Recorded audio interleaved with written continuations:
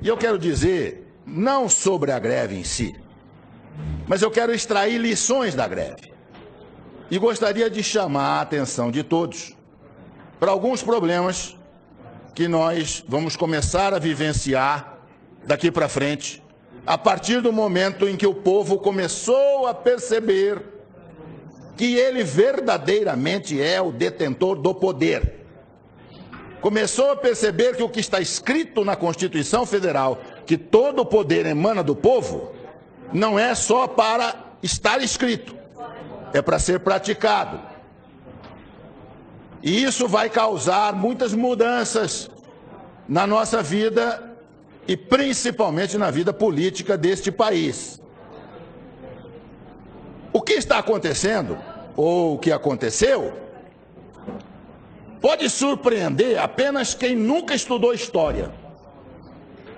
Quem estudou história, quem estuda, sabe que estas coisas não são novidades. Elas ocorrem em vários lugares do mundo há muitíssimo tempo. E eu já falava sobre a greve dos caminhoneiros há mais de 30 anos. Se alguém aqui duvidar, dá um convite, entra na minha página do Facebook e os senhores vão ver diversas manifestações de ex-alunos meus, lembrando que eu dizia em sala de aula que um dia os caminhoneiros descobririam aqui o poder que possuem e que o dia que isso acontecesse, nós viríamos coisas que nunca pensamos em ver. O que eu era? Uma pitonisa? Um adivinho?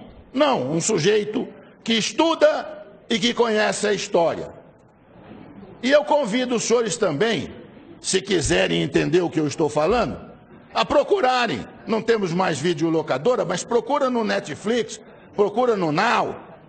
2 filmes. Um chamado Fist, F-I-S-T, com o Sylvester Stallone, antes dele ser o Rambo, antes dele ser o Rock. Ou então peçam um filme chamado Hoffa, H-O-F-F-A, com Jack Nicholson. Os 2 filmes tratam do mesmo problema. O que os caminhoneiros fizeram nos Estados Unidos na década de 60. O presidente do Sindicato dos Caminhoneiros da América do Norte, dos transportadores de de carga, o Jimmy Hoffa, um dia à noite foi buscado em casa por 4 pessoas e nunca mais se ouviu falar dele. Nem o rastro, nem o cheiro. Provavelmente está sepultado em um pilar de ponte que estivesse sendo concretado naquele momento ali em Nova York. E lá nos Estados Unidos inteiro dizem que foi o Kennedy quem mandou matá-lo, porque não aguentava mais o que os caminhoneiros estavam fazendo com o governo americano.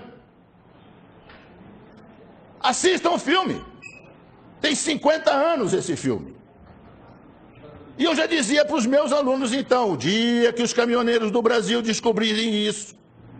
E os caminhoneiros do Brasil não tinham organização que os americanos tinham, porque isso foi possível graças ao rádio PX que eles tinham em cada caminhão.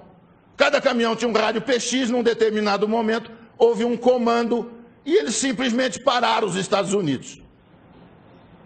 Nós não tínhamos rádio PX, mas de repente descobrimos que temos uma coisa que funciona quase tão bem ou melhor, chamado WhatsApp. Os senhores não fazem ideia do que o WhatsApp vai fazer daqui para frente.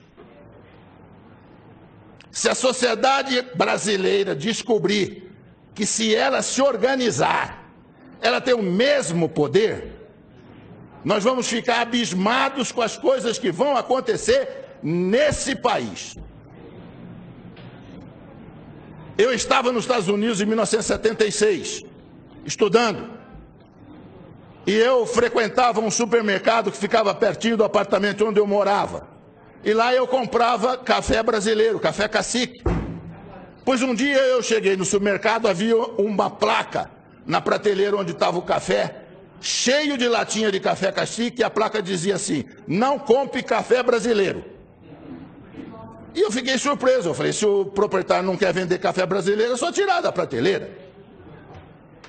E aí eu fiquei sabendo que era uma entidade de organização civil de defesa dos trabalhadores da indústria de calçado dos Estados Unidos, de calçado, que tinham colocado aqueles cartazes em todos os supermercados nos Estados Unidos. E aí procurei saber junto ao meu professor na escola o que estava acontecendo, e ele disse: o sapato brasileiro está entrando nos Estados Unidos a um preço muito baixo e está tirando emprego dos trabalhadores americanos. E nós suspeitamos que é o governo brasileiro que está isentando de impostos os calçados. Por isso que eles estão chegando aqui a esse preço aviltante. E o sapato é melhor do que o nosso, vende mais e nós estamos perdendo emprego. Então, o que nós vamos fazer? Boicotar os sapatos? Não, inteligentemente, boicotaram o principal produto de exportação do Brasil, que era o café. E puseram a tabuleta: não compre café brasileiro. Aí perguntei ao professor: mas por que o dono do supermercado deixa colocar no supermercado dele um cartaz desse que prejudica ele? Ele disse: porque se ele não deixar, eles vão boicotar o supermercado inteiro. Inteiro. Eles vão ficar na porta do supermercado com placas avisando que ali tem gente contra os interesses dos trabalhadores americanos. Isso chama-se organização da sociedade civil. A Coca-Cola mudou nos Estados Unidos a fórmula da Coca-Cola, botando um pouco mais de açúcar na fórmula. Surgiu uma coisa que ninguém sabia que existia: a Sociedade Americana dos Bebedores de Coca-Cola, sabor tradicional. E boicotaram a Coca-Cola, que foi obrigada a recuar e voltar a fabricar Coca-Cola na fórmula antiga. Isso chama-se organização da sociedade civil. A hora que nós descobrimos isso aqui no Brasil, nós vamos ver o que vai acontecer aqui. Se nós tivéssemos aqui, ao invés de presidencialismo, parlamentarismo, o senhor sabe o que teria acontecido essa semana que passou? Tinha caído o governo. Na Itália, o primeiro-ministro foi escolhido há uma semana, já caiu. O governo cai no momento em que não tem o apoio do povo. A hora que o povo vai para a rua e o povo reivindica, e como os caminhoneiros fizeram sabiamente, sem violar a lei, os caminhoneiros não violaram a lei. Eles têm todo o direito de não transitar. As estradas estavam abertas, eles estavam parando em áreas privadas, não interditaram coisa nenhuma. E mostraram o poder de obrigar o governo a ceder em tudo.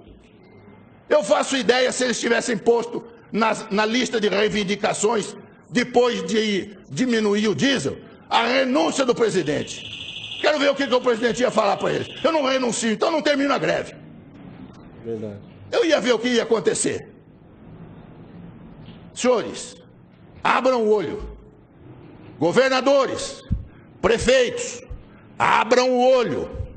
O povo está descobrindo que ele tem poder. E a hora que ele exercer este poder, nós vamos ver muita mudança nesse país. Muito obrigado.